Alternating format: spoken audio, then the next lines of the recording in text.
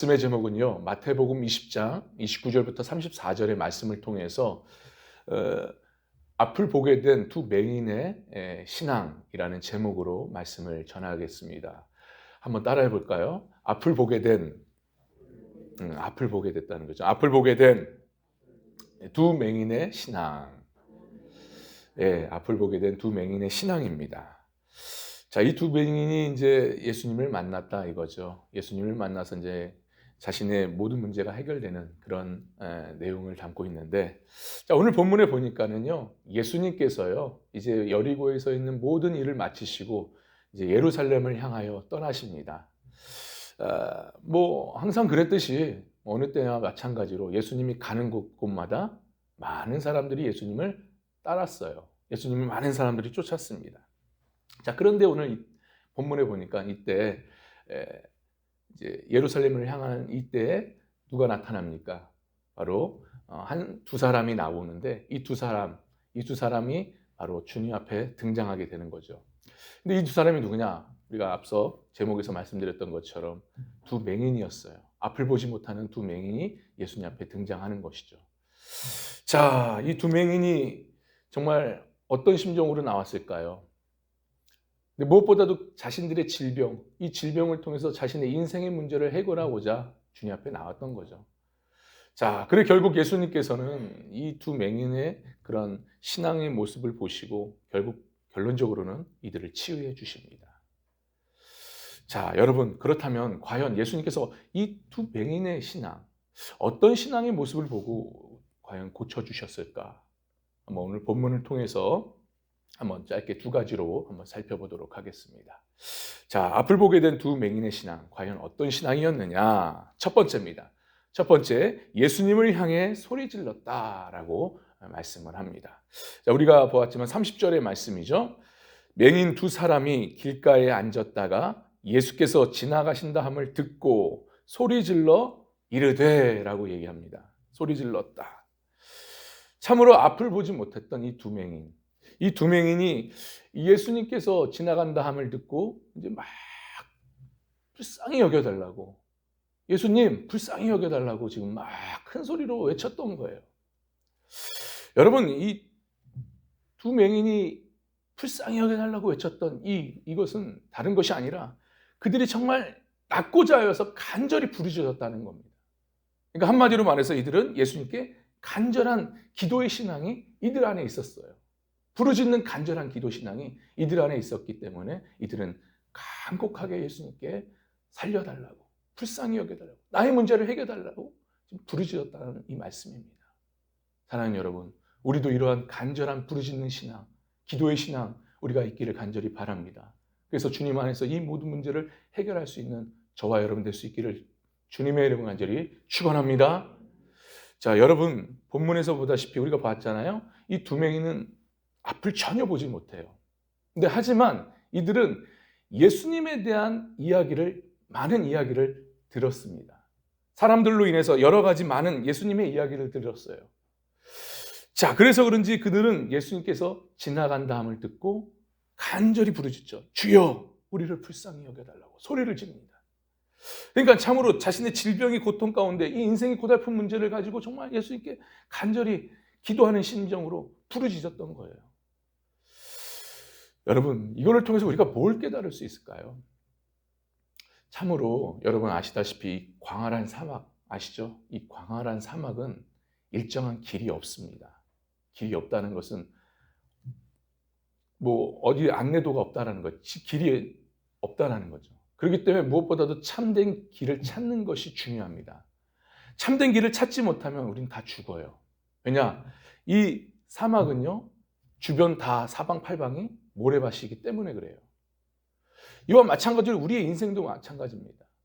우리의 인생도 광활한 사막길입니다. 그래서 참된 길을 찾지 못하면 우리는 죽게 돼 있어요.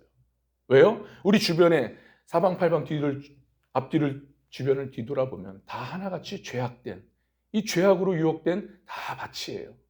그렇기 때문에 우리가 참된 길을 찾지 못하면 우리는 죄악으로 인해서 죽고 맙니다. 그렇다면 인생에 있어서 이 광활한 사막길에서 참된 길이 뭐냐? 어디에 있느냐라는 거예요. 어디에 있겠습니까, 여러분? 요한복음 4장 16절에 뭐라고 말씀하세요? 예수님께서 내가 곧 길이요 진리요 생명이다. 예수님께 말씀하셨어요.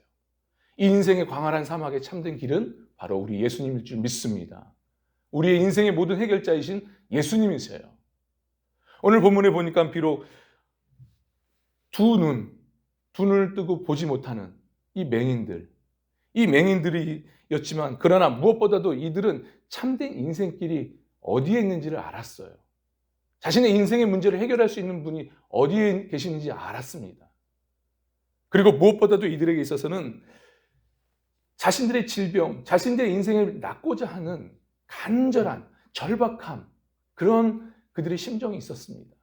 그래서 그들은 예수님께서 지나간다 함을 듣고 예수님께 소리질러 불쌍히 여겨달라고 외쳤던 겁니다. 우리가 잘 알다시피 이 내용과 비슷한 하나의 사건이 있는 사람이 있습니다. 그게 누굽니까? 바로 소경 바디메오예요. 바디메오도 똑같습니다. 이 두 맹인처럼 똑같이 예수님께서 지나간다는 소리를 듣고 간절히 부르짖고 불쌍히 여겨달라고 합니다. 자, 그런데요, 그런 가운데 예수님의 제자들이 소경 바디메오를 꾸짖습니다. 조용히 해라. 시끄럽다. 자, 그럼에도 불구하고 소경 바디메오는 아랑곳 없이 끝까지 주님이여 불쌍히 여겨달라고 절박한 심정으로, 낫고자 하는 심정으로 자신의 인생의 모든 문제를 해결하고자 부르짖었다, 이 말씀이에요. 그러니까 여러분, 절박하면요, 간절하면요, 부르짖게 돼 있고 나가게 되어 있습니다. 여러분, 물에 빠진 사람들 한번 보세요. 물에 빠진 사람들이 자신의 자존심, 체면 챙깁니까? 그게 아니잖아요. 절박하면 살기 위해서 부르짖습니다. 저 또한 제가 허리가 아픈 때가 있었어요. 허리가 굉장히 아파가지고 한 달 이상을 고민할 때가 있었습니다. 그래서 이걸 어떻게 하지? 병원에 가도 치료가 안 되는 거예요. 그래서 아는 이모를 통해서 홍천에 가면은 침을 잘 놓는 한 분이 계시다고 해서 이제 가게 됐죠. 그때 당시 이제 홍천까지 가는 길이 굉장히 멀었어요. 그리고 그 가는 길이 얼마나 고통스러운지 허리가 끊어질 정도로 아팠습니다. 근데 제가 거기를 갔다, 이 말씀이에요. 왜요?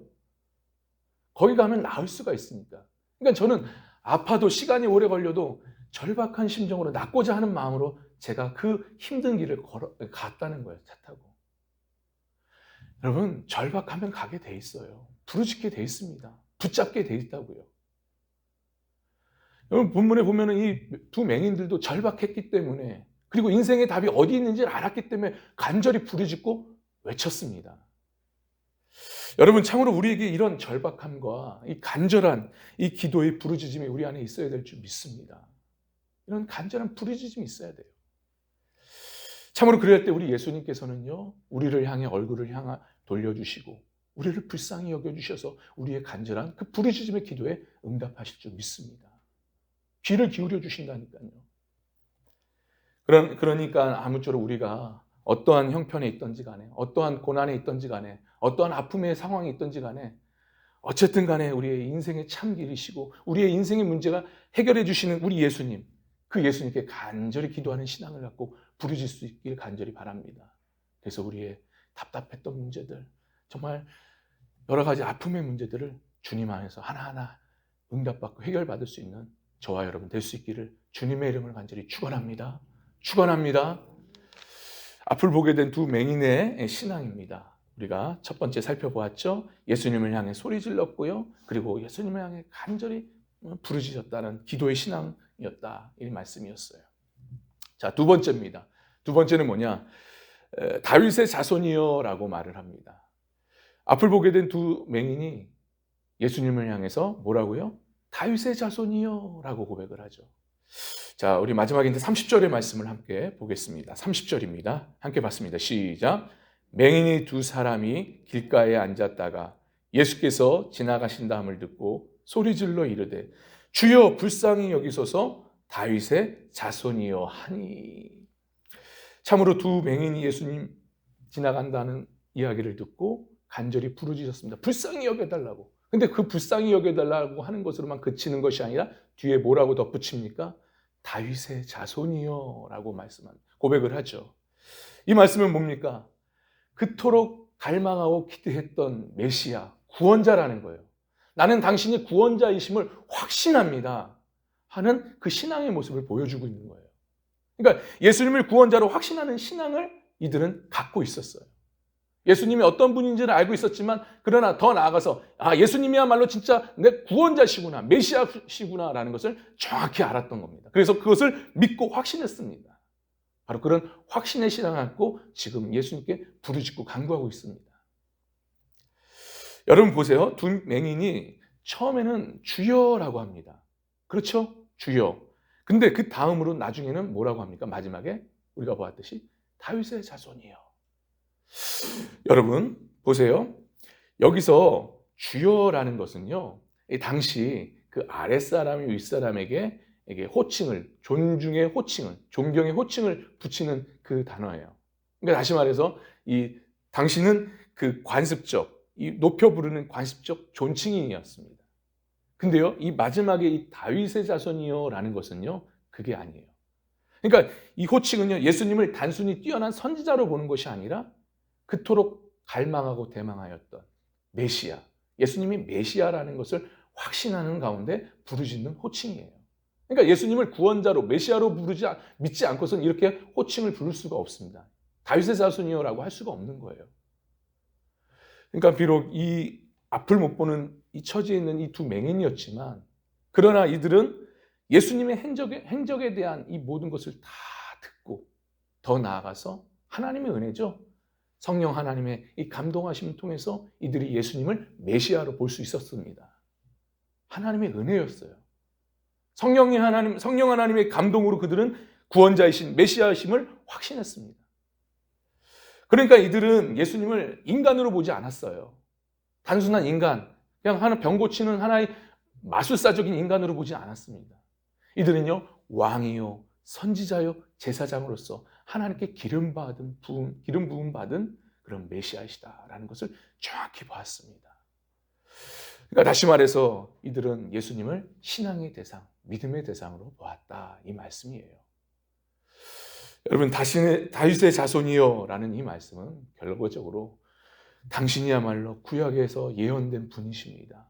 오실 메시아십니다. 나는 당신을 믿습니다 라는 이 고백입니다. 여러분, 우리도 이러한 믿음의 눈이 떠져서 정말 예수님을 바라볼 때 나의 구원자이심을 정확히 고백하면서 예수님에 대한 바른 신앙, 믿음의 고백을 통하여서 우리가 예수님을 끝까지 믿고 따라갈 수 있는 저와 여러분 될 수 있기를 간절히 바랍니다. 그런데 오늘날 문제는 뭐냐? 우리가 문제가 있어요. 그게 뭐냐? 바로 우리가 예수님을 믿어도 단순히 육신의 문제만 해결하시는, 그냥 육신의 우리의 어려움과 형편을 해결해 주시는 분만으로 우리가 믿고 따르고 있다, 이 말씀이에요. 그러니까 내 삶의 고통의 문제 분명히 있죠.